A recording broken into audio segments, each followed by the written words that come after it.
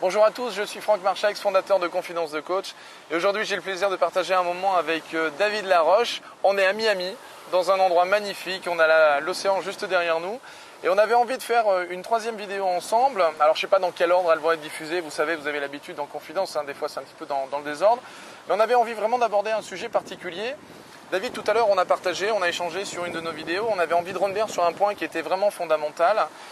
C'est la notion d'entraînement. Et là-dessus, j'avais envie que tu nous en parles parce que ce que tu me disais était vraiment pertinent sur ce que les gens pensent au niveau du développement personnel et de leur problématique à elles. Ouais, c'est clair que souvent, en fait, il y a beaucoup ce côté, et d'ailleurs, c'est alimenté par la publicité, être mince en deux jours, être riche rapidement, de la recette miracle qui va transformer ma vie comme ça, c'est-à-dire loi d'attraction.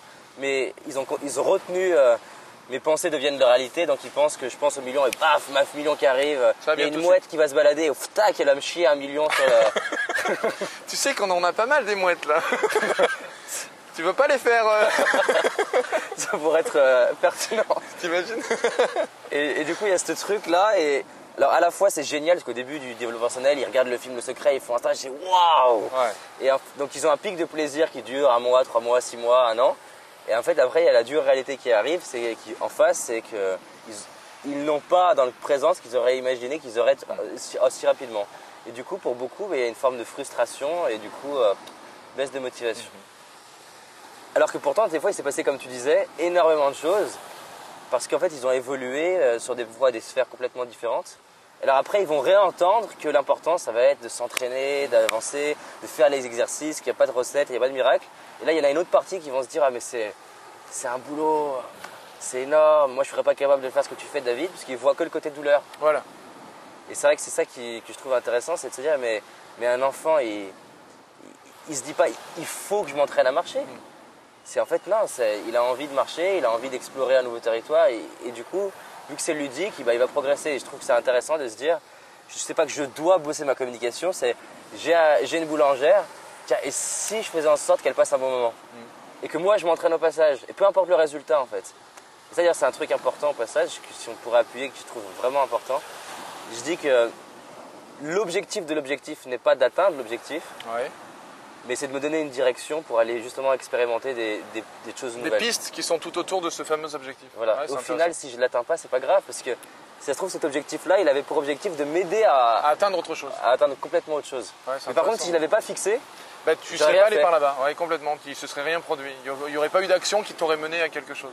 Ouais, voilà. Et du coup, il n'y a plus d'histoire d'échec-réussite. Il y a juste d'histoire de est-ce que j'ai évolué en fait? Est-ce que j'ai fait quelque chose qui me rend fier de moi ce soir? Est-ce que j'ai fait une petite action? Est-ce que j'ai souri à une personne que je ne fais pas d'habitude? Est-ce que j'ai dit pardon peut-être? Ou je me suis excusé? Ou j'ai été plus authentique? Mais je sens là, ce soir, je me couche, je me dis, il y a un truc qui a évolué dans ma vie. Et je trouve que c'est génial. Il y a une métaphore qui peut être intéressante aussi, c'est d'imaginer souvent les gens ça se produit souvent dans des séminaires ou des conférences, comme tu le disais, c'est-à-dire je ne vais pas réussir à faire ce que tu fais, je ne vais pas réussir à faire le même métier que toi, je ne peux pas atteindre le même niveau que toi. Il y a plein de croyances de ce type-là, mais c'est souvent parce que c'est un petit peu comme si on était dans un hôtel, que ces gens-là s'imaginaient au rez-de-chaussée et voient tout de suite le toit. C'est ça, exactement. En se disant, je dois atteindre le rez-de-chaussée et le toit d'un coup. Alors qu'en fait, c'est comme un ascenseur, quand on va passer étape par étape, étage par étage, et qu'au fur et à mesure, ils vont atteindre le toit. Et c'est Tiens, on a un magnifique avion qui passe au-dessus de nous. Wow. C'est le principe même de la vidéo d'aujourd'hui, enfin, ce qu'on voulait absolument montrer aujourd'hui, c'est la notion d'entraînement. C'est le fait de répéter, effectuer, qui fait que cet ascenseur, il va commencer à monter de plus en plus vite. C'est vraiment ça que tu voulais appuyer tout à l'heure. Oui, et des fois, en fait, les personnes, par exemple en communication, ça me fait vraiment rire, c'est... On me dit, ouais, mais moi, j'ai pas autant de circonstances que toi, David, pour m'entraîner en communication. Ouais. Et alors là, s'il y a un truc où je comprends pas, je dis, mais bon, tu vis dans une grotte? Parce que...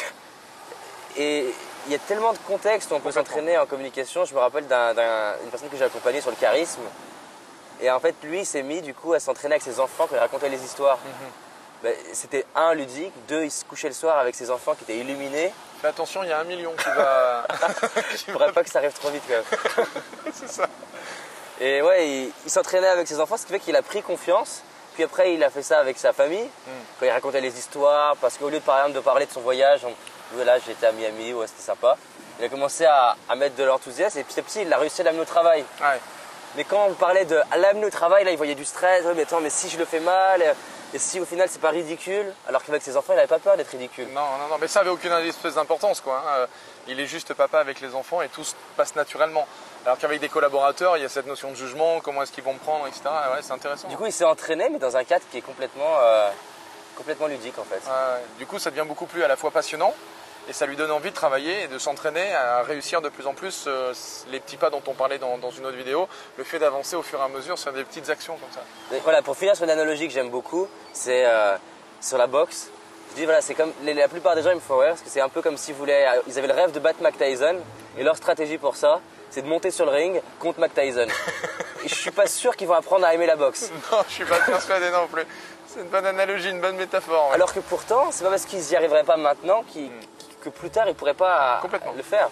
Mais ils vont s'entraîner contre quelqu'un de leur niveau ou un peu plus élevé, avancer là-dessus. Et voilà, sinon ça sert à rien. Ouais, c'est pour se prendre une droite. En conférence, il y a une. Je sais pas d'ailleurs si c'était pas Paul qui avait fait ça en conférence, qui m'avait donné cette phrase en conférence. C'est souvent d'expliquer aux gens qu'un enfant, est-ce que tu sais combien de fois il tombe en fait avant de commencer à marcher? Ouais, plus de 2000 fois en moyenne. J'en parle souvent dans les conférences. Plus de 2000 fois. Et souvent d'un coup, je laisse un petit silence comme ça dans le séminaire ou la conférence en attendant. Ah oui, bon, d'accord, ok. Et en expliquant aux gens, vous vous rendez compte que si vous n'aviez pas fait 2001 fois, vous seriez venu au séminaire à genoux, à quatre pattes comme ça. Et du coup, là, ça prend conscience que, ben oui, évidemment, parce que là, aujourd'hui, je marche et je ne me pose pas la question de marcher. C'est automatique, quoi. C'est automatique, je sais faire. Parce qu'au fur et à mesure, ben, l'enfant, il s'est entraîné, il est tombé, il s'est réentraîné, etc. C'est déléguer l'inconscient. Mais tu sais qu'on va le garder, ça, hein, ça c'est obligatoire. Bon, merci David. Merci à toi. Donc, davidlaroche.fr ou .com.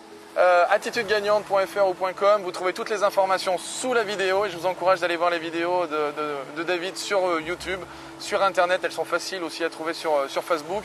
Allez le rencontrer, c'est vraiment quelqu'un de pertinent. Je vous dis à bientôt et merci encore à toi David, c'était chouette.